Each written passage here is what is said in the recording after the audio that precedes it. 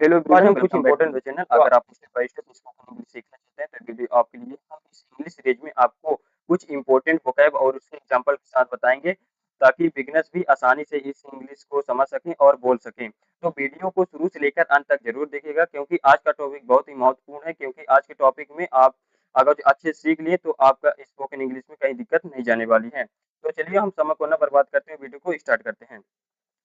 तो आज के टॉपिक में हम सीखेंगे, आज हमारा ये थर्ड क्लास है, formal English. In formal English के इंपॉर्टेंट वोकैब और कंफ्यूजिंग वर्ड सीखेंगे और आर का यूज सीखेंगे।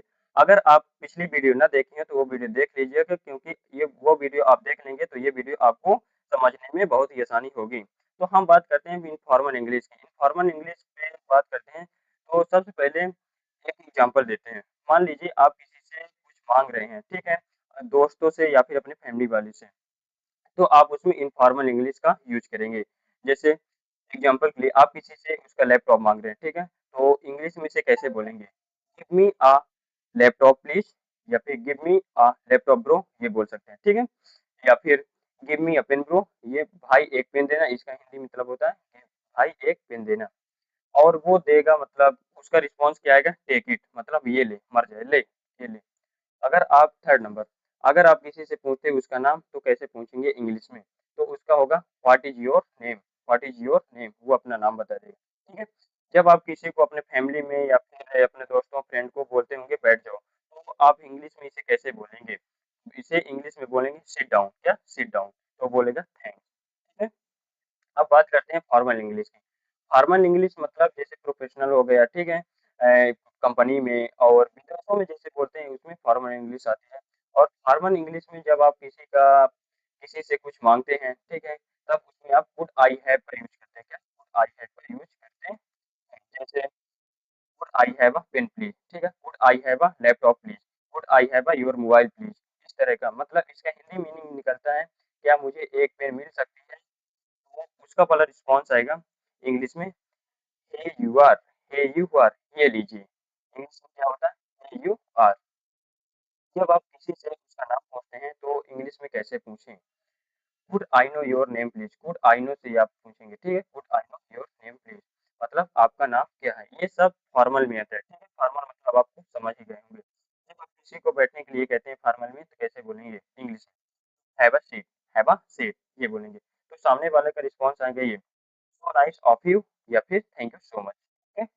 अब एक वर्ड और है, hey you go. Hey you go का मतलब होता है जब आप किसी को अपना वर्क करने के लिए देते हैं, जैसे प्रोजेक्ट बनाने के लिए, अगर वो प्रोजेक्ट बना दिया तो वो बोलेगा हे यू गो, मतलब हे you go.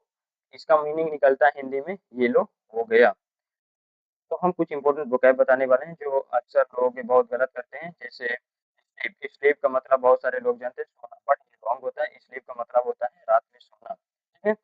I sleep in afternoon, ये भी रॉन्ग है। इसका मतलब लोग बोलते हैं कि मैं दोपहर में सोता हूँ, बट दोपहर के लिए वर्ड एक अलग से बना है, टेक अ सियास्ता, ये आफ्टरनून के लिए, ठीक है। इंग्लिश में बोलते हैं आई टेक अ सियास्ता, ये राइट है। अब एक और वर्ड है सोने जाओ। सोने जाओ में अक्सर लोग गलती करते हैं गो टू स्लीप, बट ये रॉन्ग होता है। इसकी जगह हम बताते हैं गो टू बेड, ये सोने जाओ, ये वर्ड हमारा राइट है, क्या? सोने जाओ।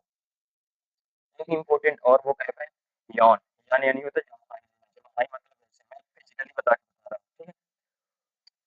तो ये हुआ हमारा यॉन। यॉन का मीनिंग तो हिंदी में आता है जम्हाई होना। बूझ, बूझ यानी होता है ऊँघना। ऊँघना, ऊँघना का मतलब होता है ऐसे, देखिए मैं बता रहा हूँ अच्छे से।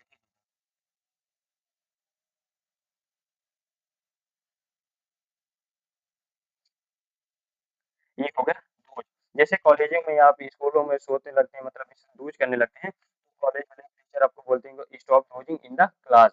या फिर आप किसी सफर कहीं कर रहे हैं तो इस बसों में बोलते हैं stop inside of the bus, ठीक है।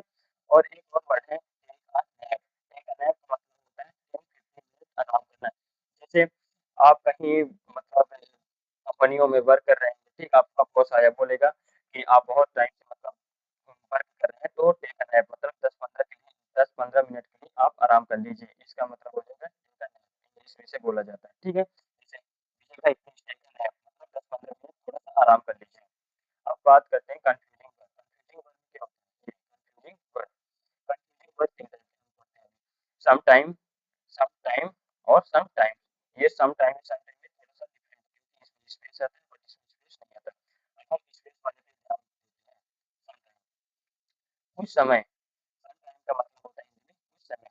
जैसे एग्जांपल के मेरे को कुछ समय दे दो, है ना? Please give me some time.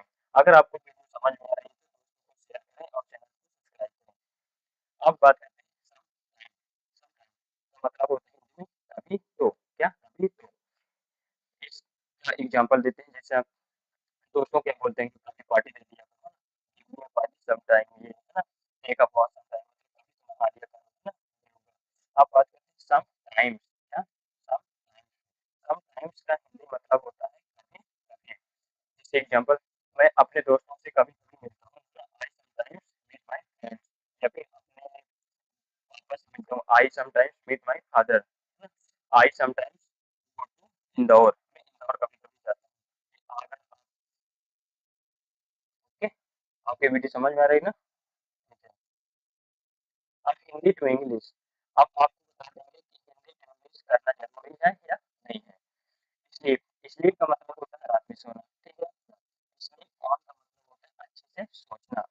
Sleep on का मतलब होता है अच्छे से सोचना। जैसे एग्जाम्पल, आप स्कूल में और कॉलेज वाले हैं और आपको बोल रहे हैं कि मेरे कॉलेज में एडमिशन ले लेना, है ना? आपको बहुत मतलब फोर्स कर रहे हैं, तो आप उसे बोल सकते हैं let me sleep on it, मुझे इसके बारे में सोचने का समय तो दो, है ना?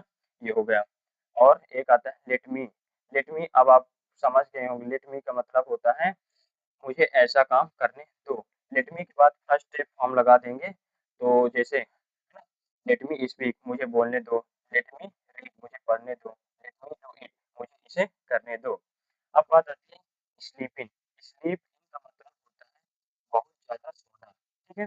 जैसे एग्जांपल लेते हैं, it is Sunday tomorrow and I will sleep in, मतलब कल संडे है और मैं बहुत ज़्यादा सोऊंगा। ओके। अब बात करते हैं एम, जो मैंने पिछले वीडियो में बताया है, तो उसे थोड़ा-सा और मेमोराइज़ कर देते हैं, उसके बाद हम बताते हैं आपको आर का use. Okay. I am action I N G. जैसे आई एम राइटिंग, जब आप इसे तब आप इसे यूज़ करेंगे जब आप लिख रहे हो। आई एम डांसिंग, जब आप डांस कर रहे हो तब इसे बताएँगे किसी को, ठीक है? जब आप बोल रहे हैं तभी आप इसी को किसी को बताएँगे। I am not action, I am not action का मतलब होता है, देखिए, आई एम नॉट राइटिंग मतलब आप नहीं लिख रहे हैं ना, अगर वो कोई पूछ रहा है तो आप बोलेंगे आई एम नॉट राइटिंग, मैं नहीं लिख रहा, ठीक है? आई एम नॉट डांसिंग, मैं नहीं डांस कर रहा, ठीक है? आई एम नॉट फास्टिंग, मैं व्रत नहीं हूँ।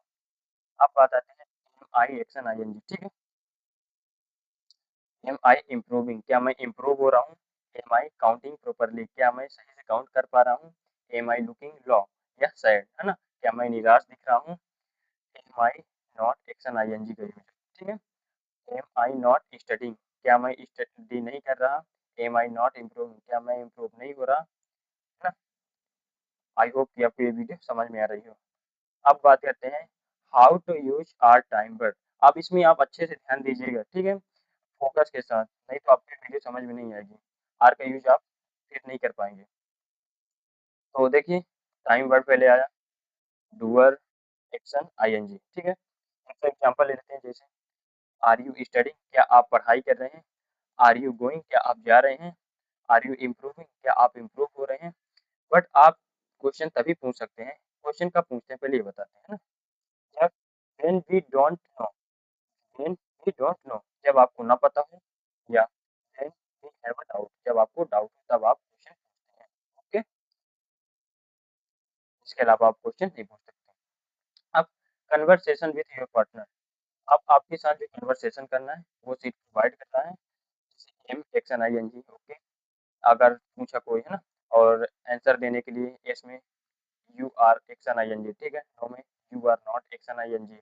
एग्जाम्पल के साथ एम आई लुकिंग गुड, पूछा क्या मैं अच्छा दिख रहा हूँ, तो इसका रिस्पॉन्स आएगा yes you are looking good, नहीं तो ये आएगा no you are not looking good. Situation, जैसे सिचुएशन है, ठीक है? सिचुएशन के हिसाब से, ठीक है?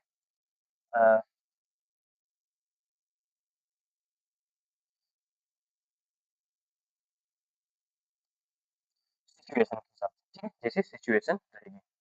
तो हम आपको बता दें कि जो आज हमने पढ़ाया इसके बारे में, वो हमने डिस्क्रिप्शन में शीट डाल देंगे और जो पिछले वीडियो में पढ़ाया उसमें भी डिस्क्रिप्शन में शीट डाल देंगे और उस शीट से आप प्रैक्टिस कर सकते हैं। आई होप कि आपको ये वीडियो अच्छी लग रही हो, तो चैनल को सब्सक्राइब करिएगा और मिलते हैं नेक्स्ट वीडियो में।